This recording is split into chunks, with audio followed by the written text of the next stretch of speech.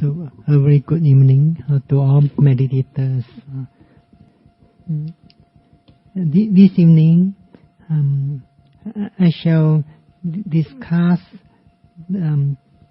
about the practice of mindfulness meditation with a simile.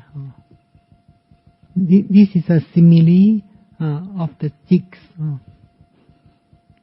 The simile of the chicks. So, at the beginning of the practice, mindfulness meditation have not yet attained much mindfulness, have not yet attained much concentration and experiences. Sometimes meditators may think what's the benefit of practicing satipatthana meditation and so on. This because of the mental defilements.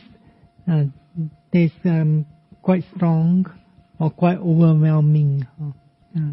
So the commentaries explained with the simile of the chicks. So in the words, Vipassana meditators like the hand hatching the eggs.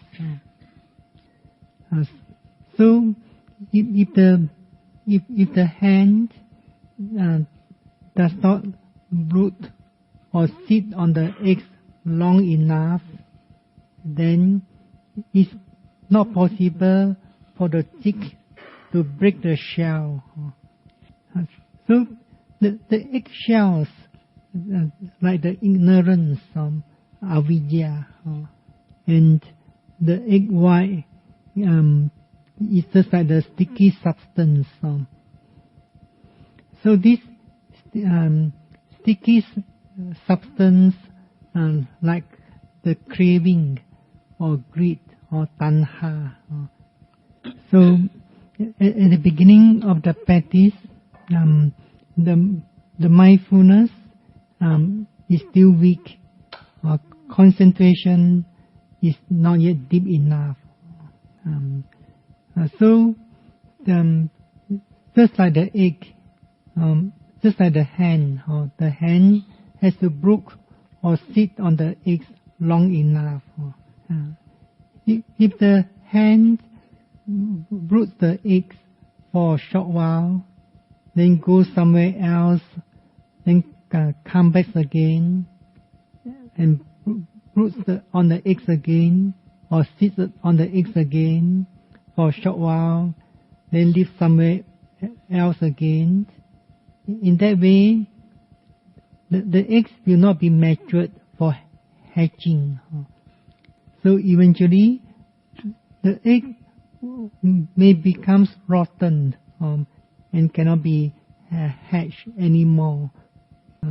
So similarly, if mindfulness meditators could not put forth continuous effort, then there will be a decline of insight knowledge. So even if a mindfulness meditators has paramis of perfections, then if the mindfulness meditator does not put forth effort, then one also would fall away from the progress of insight knowledge. So you are here to join the retreats. Most of you have been participating in various retreats many times. It shows that you have the paramis. So if you do not put forth effort in the practice, then one may fall away, maybe falling away from the inside knowledge. So one needs to put forth a constant effort, continuous effort.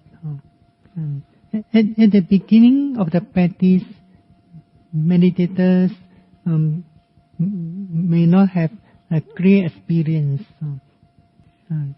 So they need to be patient and be mindful and note from one moment to next moment and from one object to next object. Sometimes meditators have to put forth effort to direct the mind to the objects of meditations. And meditators also need to put forth effort so that the mindfulness stay with the most distinct object. If the effort is not enough, then the mindfulness will be easily distracted by less distinct object. But when the effort is enough, the mindfulness always stay with the most distinct object. When the mindfulness is progressing or improving, sometimes meditators realize that the mind or the mindfulness goes to an object by itself. Then meditators should be quick enough to note that object. For example, when meditators are mindful of the movements of the abdomen, rising movements, falling movements, then meditators knows there's a strong pain arising. When meditators knows there's a strong pain arising, we can say that the mindfulness has gone there. Then meditators have to note that pain, perceiving the process of painful sensation as it duly occurs. So, at the beginning of practice, meditators may think that I'm the one who directs the mind to the object. I'm the one who directs the mind to the object.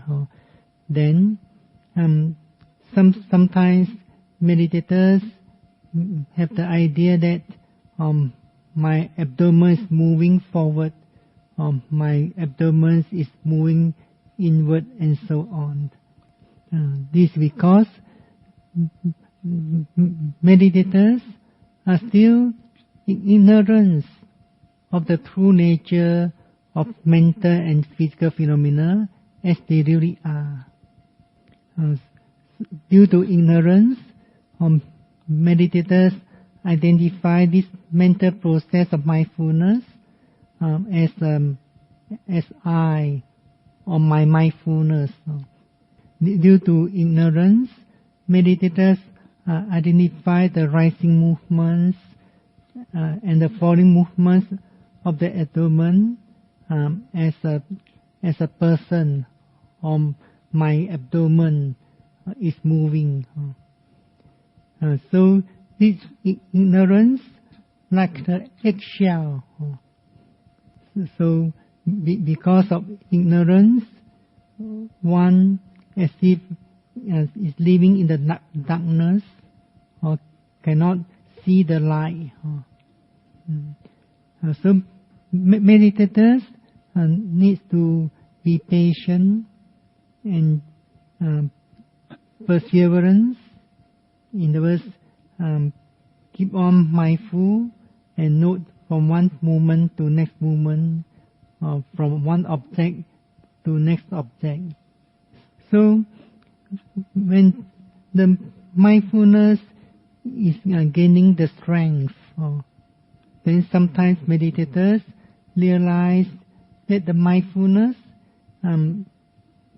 has the ability to go to the object by itself. Then meditators should be alert enough and follow the mindfulness and note the object. But if the effort is not strong enough, then that mindfulness may stop by itself. In other words, may not go to another object by itself. Then meditators have to put forth effort to direct the mindfulness to another distinct object again, or if there is no distinct object, then have to direct the mindfulness back to the basic object, such as movement of abdomen, or sitting and touching during sitting meditations. Sometimes meditators may have to make labeling whenever they are mindful of the objects. Here labeling means mentally say rising, falling, or pain, as the meditators are mindful of these objects. And sometimes an object is arising and passing away very instantly, and meditators could not make the mental labeling, then they need not have to make the labeling. Although meditators did not make the mental labeling, but they have mindful or becomes aware of the arising and passing away of the object. So in other words, the mind have taken the mental note. So this taking of mental note itself is mindfulness or awareness. So this mental note is different from perceptions. As you know, one of the five aggregates is perceptions, aggregate of perceptions, or sanya khanda. So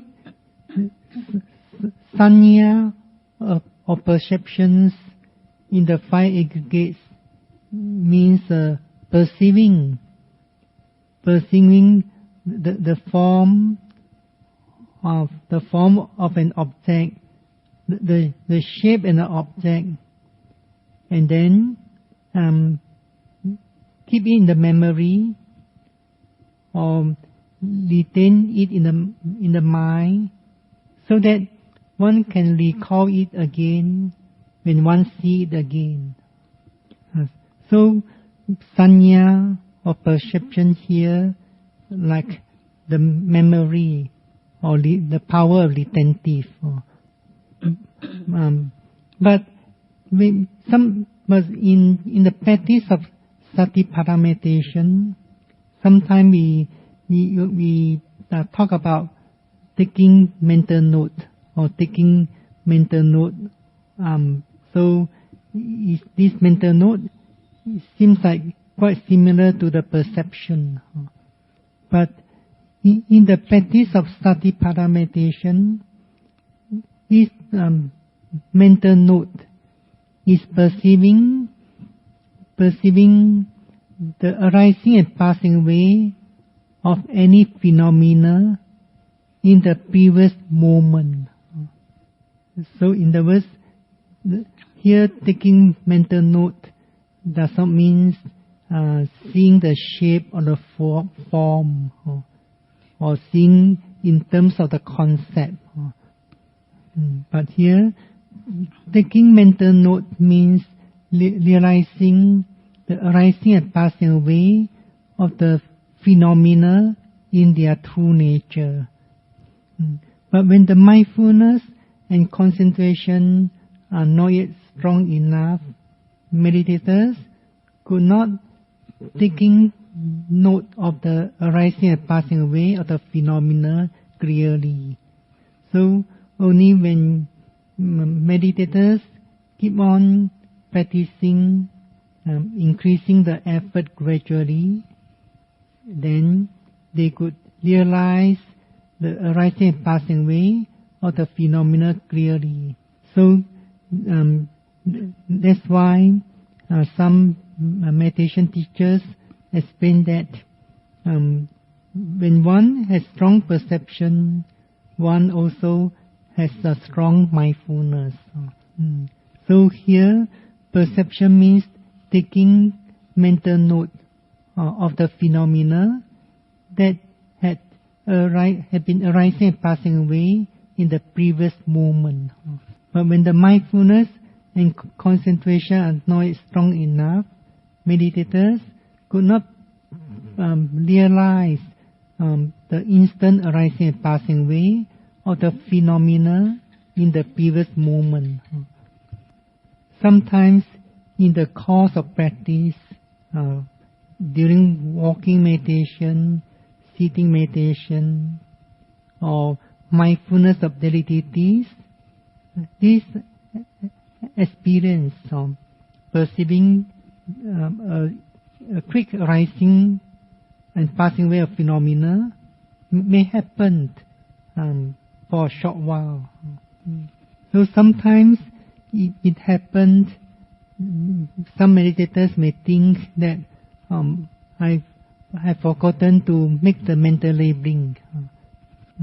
So when there's such thinking arising, I have forgotten to make the mental labeling, then the mindfulness is disrupted or interrupted by that thinking. So meditators should be quick enough to note thinking, so that the mindfulness becomes constant again. So sometimes due to the idea of I directing the mind to this object, to that object, sometimes meditators did not realize that the mindfulness also has the ability to mindful and note the object by itself. So it's important that meditators is working on the constant and continuous mindfulness.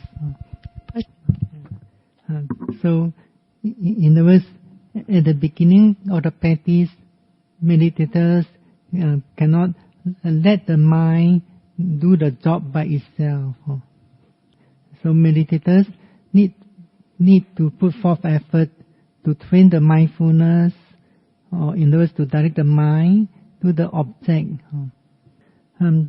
So just like the hand brooding the eggs, the hand may not know that the eggshell is getting thinner or not. And the sticky substance inside the eggs is compared with the craving or loba in this case. So similarly, the hand also doesn't know how much the sticky substance has been driving. So this sticky substance, like craving or attachments to various existence. So in the teaching of Abhidhamma, the Abhidhamma always explains the mental states in terms of characteristics or lakkhana or rasa function or pachupathana, manifestations, and padatthana, the proximate cause. So similarly, greed has the characteristics of grasping an object. So just like the bird lime, is something is very sticky to catch a bird, or just like the monkey lime the hunter used the monkey line to catch the monkey. So the function or the rasa of greed or craving is sticking. That's why he says sticking. So similarly, when one has strong craving or attachment, then one could not be free from this cycle of birth and death. One would take rebirth in the 31, any planes of the 31 planes of existences again and again. So the Abhidhamma gives a simile to explain about the stickiness, just like the meat put in a hot pan. So the meat will stick to the hot pans strongly. So that's why this lobha, such as craving or attachment, is manifested as not giving up. So it's not giving up. It's not easy to give up attachments or craving. So Abhidhamma explains a simile like the dye of the lamb black. So the proximate cause of craving, attachment is seeing enjoyment in things that lead to bondage. So one takes delight in various sense objects. One indulge in it. Then gradually this bondage will develop. So this bondage is like the sticky substance in the eggshell, in the egg. So similarly, craving, attachment is also very sticky. That cause a being taking birth again and again in various planes of existences. So as the hen is brooding the eggs, sitting on the eggs, the hen doesn't know how much of the sticky substance have been drying up. Similarly, mindfulness meditators may not know how much of the sticky craving or the sticky attachment had been drying up at the beginning of the practice. It's because mindfulness meditators have not gained much experiences or insight knowledge. But if mindfulness meditators have patience and perseverance, keep on mindful and note from one moment to next moment, from one phenomena to next phenomena. So when there's constant mindfulness, then it's possible that the eggshell is getting thinner. So similarly, the sticky substance also getting drying up by constant mindfulness. So when mindfulness becomes more and more constant, when there's deeper and deeper concentration, then meditators begin to realize the true nature of the mental and physical phenomena. Meditators begin to realize the specific characteristics of the phenomena clearly. For example, the process of the rising movements becomes clearer and clearer, or the process of falling movements becomes clearer and clearer. So meditators begin to realize that at each movement there's only a pair process. One process is the object.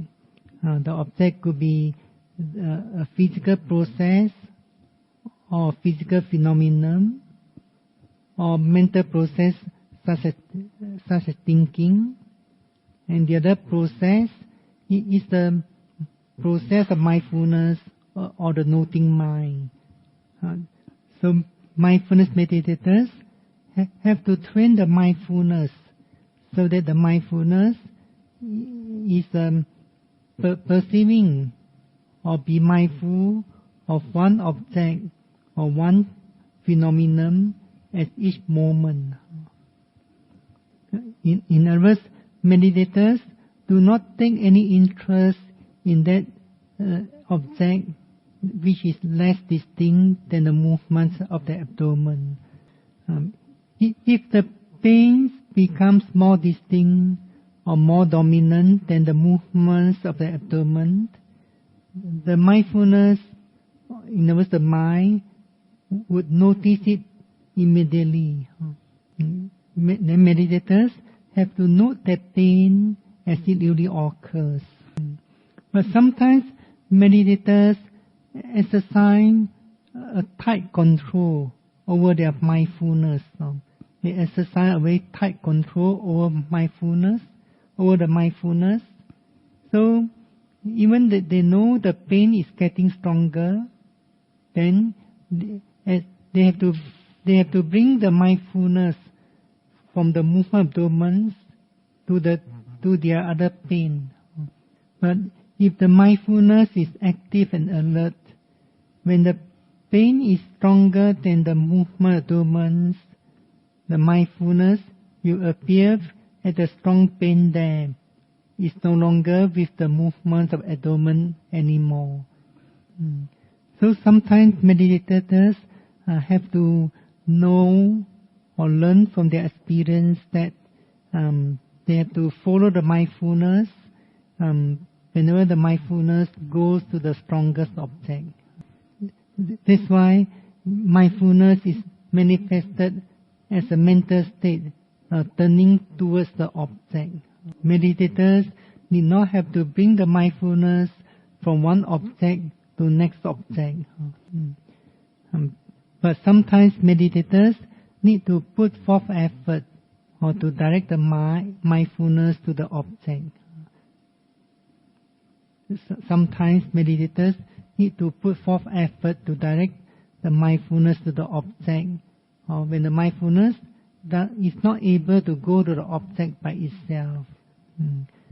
So mindfulness meditators need to know that when to put forth more effort or when to sustain that effort. So when meditators make progress in mindfulness meditation and gain more experiences, then relatively the defilements also getting lesser or weaker. For example, if a meditators make progress in satipatthana meditation, mindfulness meditation, the craving for sensual pleasures could be getting less or weaker. For example, worldlings or puthujjana has many craving for pleasant visible object, craving for sweet sound, and craving for good taste, and so on. So sometimes people can drive far away in order to enjoy certain taste of the food. But if that person begins to learn to practice mindfulness meditation and make progress, so if that person make progress in mindfulness meditation and gain experiences of insight knowledge, the craving could be getting less. So just like the hand rooting the eggs, the sticky substance is drying up. So similarly, when mindfulness meditators are able to practice mindfulness constantly, that sticky substance, the sticky craving, also getting less and less, or becomes weaker and weaker. It is because by the constant practice, the ignorance also overcome gradually by insight knowledge or wisdoms. So when the insight knowledge is progressing, then when the insight knowledge is progressing until one attains the supramundane wisdoms, then that supramundane wisdoms will overcome the ignorance. So similarly, with the maturations of insight knowledge, then these wisdoms or supramundane wisdoms will break the self of the ignorance, and one attains enlightenment. If one has not yet attained the highest stage of enlightenment, and only attain the first stage of enlightenment, then at that time one overcomes the ignorance and craving that can lead one to be born in the Apaya world. So in other words, mindfulness meditators can know their practice from their personal experience. As you practice mindfulness meditation constantly, continuously, then this sticky craving or sticky attachment should become less and less, less sticky and less sticky. In other words, the craving for sensual object that can lead to more bondage also becomes less and less. So in other words, ignorance also becomes less and less. It is because when there's progress of insight knowledge and wisdom, then ignorance becomes less and less. In other words, one becomes to see the light. It's like the eggshells. When the eggshell is getting thinner and thinner, then the chicks would able to see the light.